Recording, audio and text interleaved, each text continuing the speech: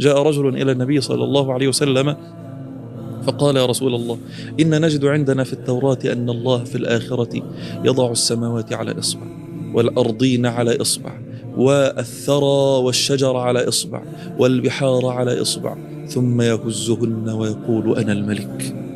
فضحك النبي صلى الله عليه وسلم متبسما وقال: وما قدر الله حق قدره. الله. وما قدروا مع هذا كله، وما قدر الله حق قدره. والأرض جميعا قبضته يوم القيامة، والسماوات مطويات بيمينه سبحانه وتعالى عما يشركون.